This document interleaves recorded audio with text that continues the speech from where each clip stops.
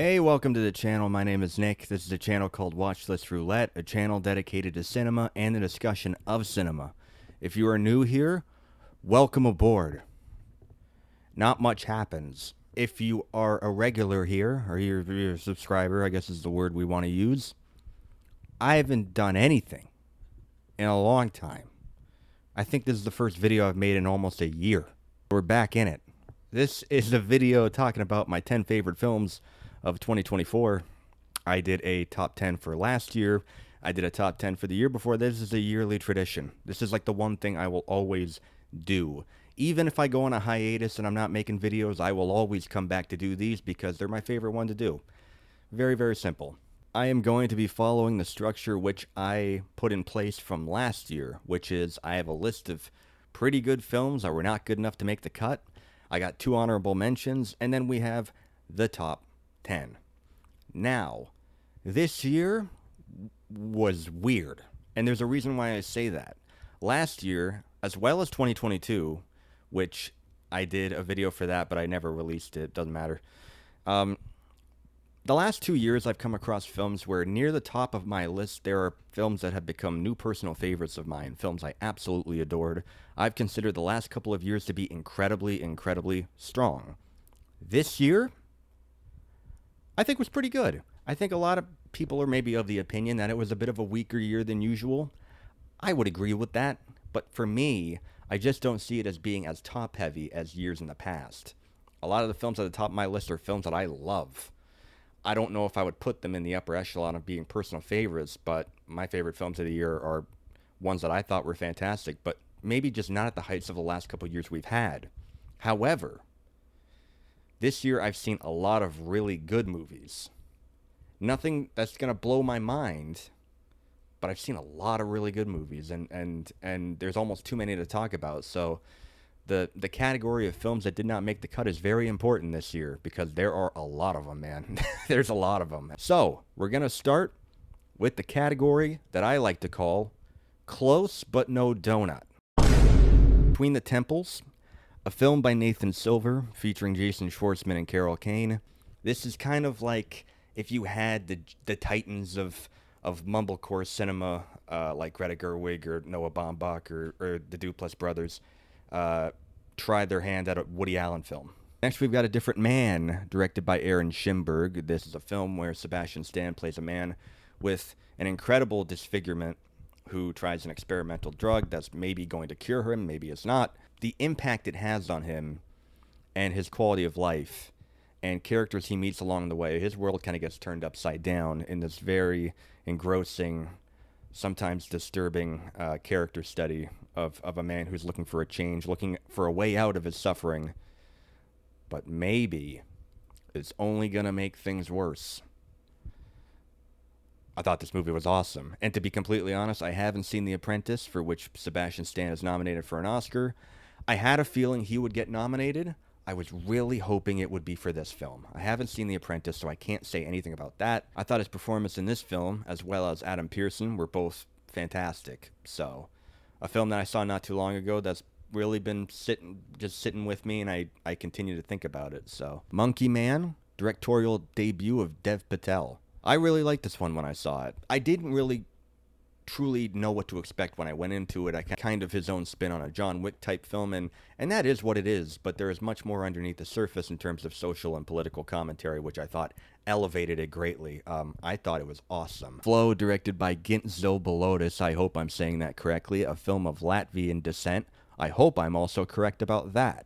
This is an incredibly unique animated film. Animated films are not often my bread and butter, my wheelhouse, but this was one that I was really, really impressed by. I took a flyer on it, and I went to go see it at TIFF, and I didn't know anything about it. And I went to this ram-packed theater, gigantic theater, filled, totally sold out.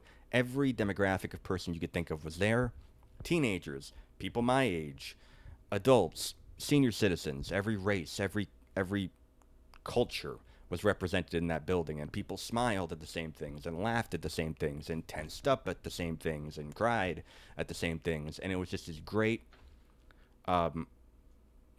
this awesome theater going experience where you're just kind of, as cheesy as it is, kind of reminds me of the magic of movies and the cinema experience, and it's just such a wholesome, lovable film. Not necessarily a film I absolutely adore, but I really, really like it, and I would recommend it to anybody and everybody. It's a film about a cat and some dogs and some other animals all going on an adventure together in a boat. If you don't get something out of that, I am worried about you and your mental health. I would be concerned. Dee Dee, a film by Sean Wang. This is one of the most accurate coming of age films I've seen in quite some time. Perfectly illustrates the experience of being a teenage boy in the late 2000s, which I was. A film that entrenches itself in skating culture, which I was also a part of. This film was very, very accurate in a very scary way, like looking in a mirror, almost remembering things from your past that you forgot about. Just a total rush of nostalgia, and I just thought it was beautiful. Saturday Night, a film directed by Jason Reitman. I am not really necessarily a hardcore fan of Saturday Night and Saturday Night's history. Of course, I grew up watching Saturday Night Live, but it was never something I was consumed by or obsessed with. But it was really, really fun to watch all these young actors kind of essentially do their best impressions of these legendary alumni. The one reason why this film works, the one reason why I think that this film is great, is the pressure cooker structure in which we are counting down the minutes until the first broadcasting of Saturday Night Live. Every bit of chaos that goes into how they are going to get together by just under the wire. That is why this film works. If it did not have that, this would not be a film that I would resonate with at all. But because of that, I thought it was an incredibly fun experience. Well done, Mr. Reitman. Well done. Baby Girl by, and I swear to God, I hope I don't fuck this one up too, directed by Helena Rain. This film surprised the hell out of me. It surprised the hell out of me. Over the years, I have started to gather a much higher appreciation of Nicole Kidman than maybe I used to. And this is another film where the resume is piling up, and I'm just thinking to myself, man, she is just becoming one of my favorite actresses.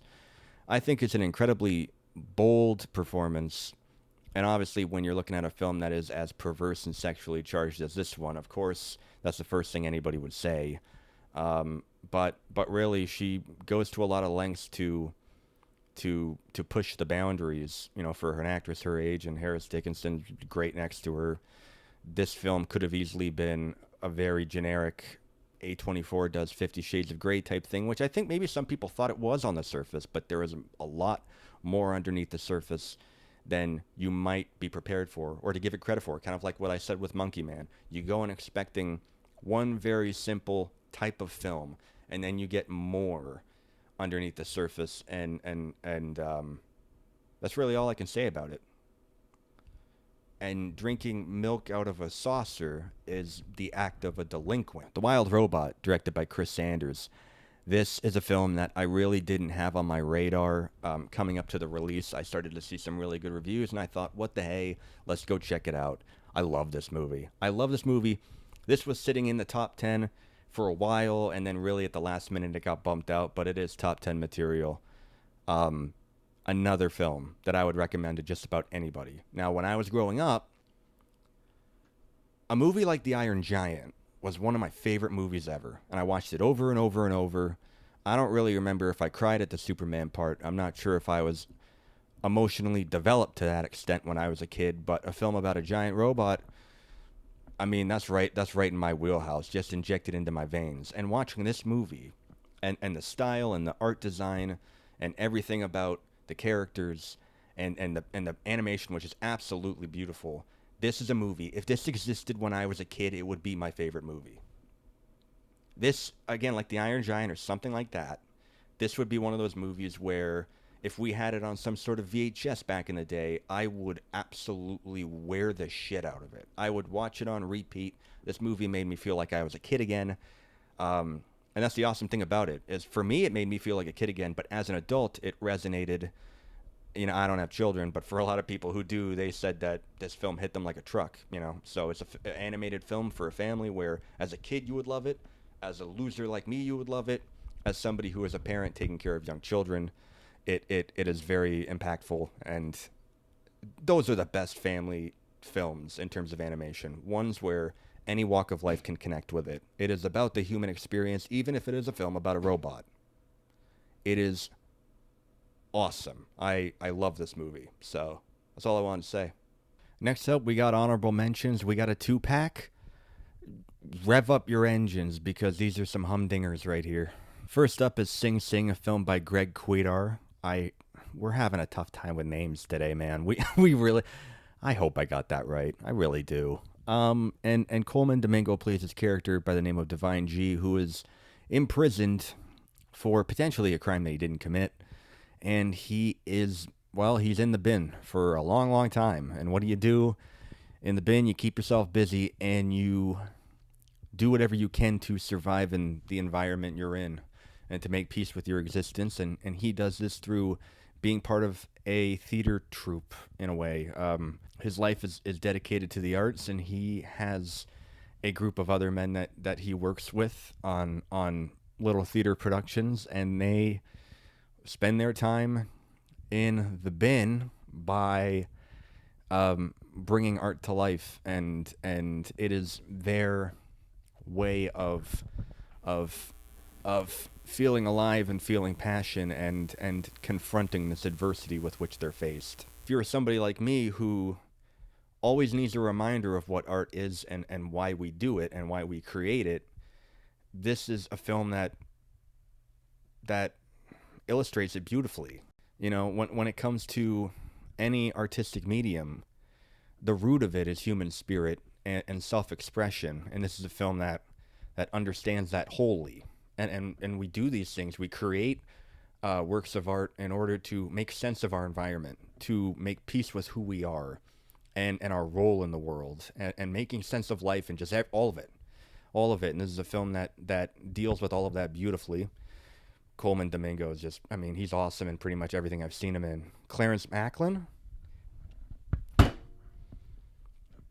should have been nominated for an Oscar. Now, you know, for a long, long time, he was a favorite to be in that supporting actor category. And I don't know, Sing Sing just kind of fell, it just kind of fell off. And A24 didn't really give it the attention in terms of boosting its campaign the way it deserved. And this is a film, I don't remember the last time a film of this critical acclaim had such an odd release rollout. How difficult it has been for people to get a hold of it. I saw this back in September. I think it had its theatrical release sometime in the summer, and it's just making its way to digital now.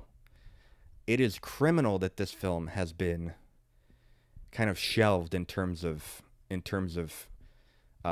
being distributed properly. It is such a shame. And I mean, just at the heart of it, it's just this awesome human drama that is all about coming to grips with who we are and making sense of these incredibly difficult times we live in and what we do to survive them. And art is the key for the characters in this film.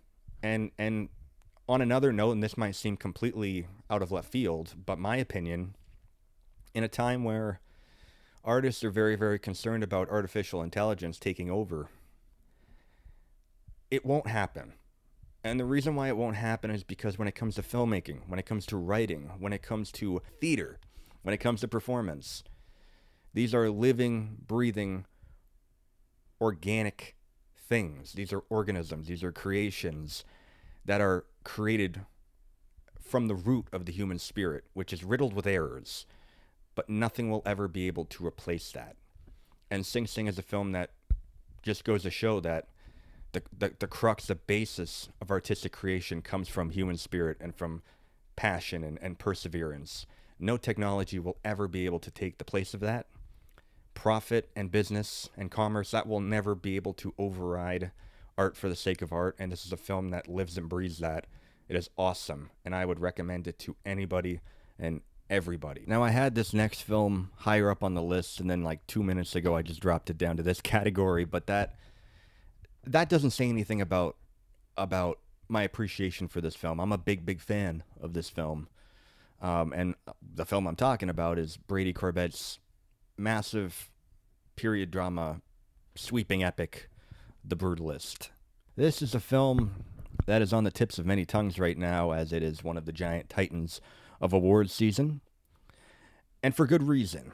This is, this is one of those films where a lot of people might look at it at first glance and say, well, they don't make them like this anymore.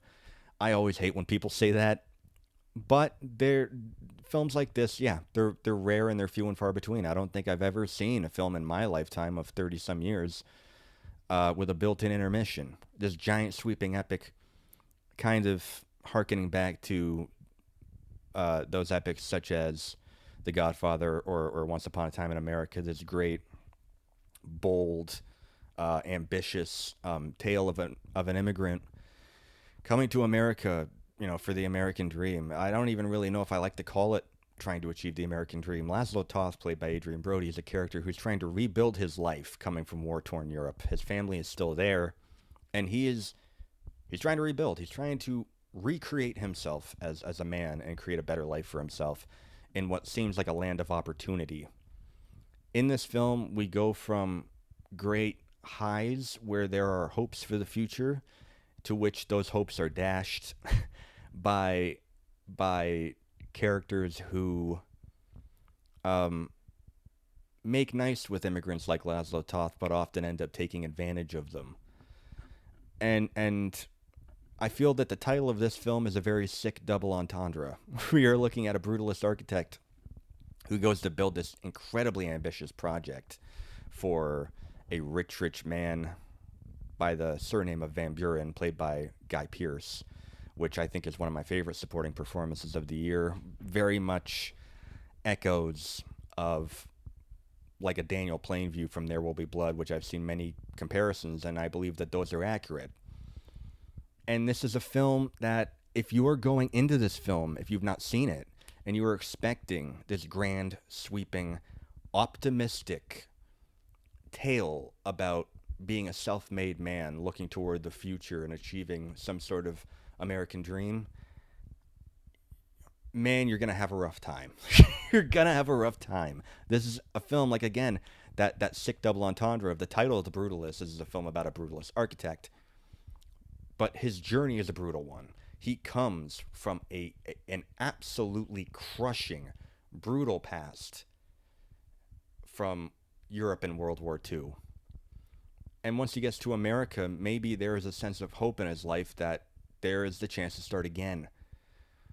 But all along the way, the experience of becoming what it means to be an American just becomes more and more crushing by the day. This is an immigrant who is taken advantage of. This is an immigrant who is pushed into a corner and in a very, very cruel way forced to assimilate to a culture that aims to punish him and potentially push him out. And as he brings his family over, they also become victims of this bigotry and forced assimilation, to the point where they realize that they do not have a home here. And just watching what this character goes through and the punishment he receives from uber wealthy capitalists who seek to exploit their talents and their abilities, it is a crushing film. This is a film that is it's brutal. It is brutal. And it's just, from the performances to the writing to the direction, the cinematography is just absolutely incredible. This is just a beautiful film to behold in all facets of filmmaking, but it is a tough pill to swallow in terms of the subject matter. And as I was watching it in the theater, I just kept thinking to myself, man, you couldn't have picked a more relevant film to release than this one in today's America, considering the current events that we are living through. You couldn't have a more relevant film than this. And for that reason, it's an incredibly important one that I would hope everybody gets a chance to see. It perfectly illustrates the story of an immigrant coming to America with starry eyes and optimism, and just watching it slowly be suffocated by men who aim to use you and spit you out. And there's no better, more on the nose sequence in any film this year than that awesome sequence near the beginning of The Brutalist with the upside down Statue of Liberty. Probably my favorite shot in any film this year, with that swelling score coming up behind it. That whole sequence is absolutely breathtaking, and that sequence completely resembles what The Brutalist is. It is showing the American dream for what it is, an inverted, sick exploitation, and you couldn't pick a better film to have released in today's America. I don't necessarily love it or think it's perfect or a cinematic masterpiece, but it is one that I continue to think about, and it continues to grow on me more and more as I think about it.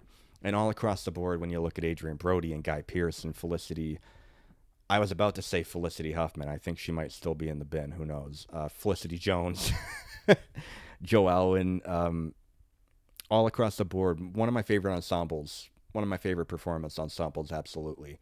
Probably my second favorite score of any film this year. Cinematography, editing is all outstanding. And at no point in its 3.5 hour runtime, for its slow character study type structure, never ever for a second did I feel bored. Ever. I was completely hypnotized by it. And it's a one of a kind film in today's cinematic landscape. We need more of them. So there's my thoughts, as vague as they are, on The Brutalist.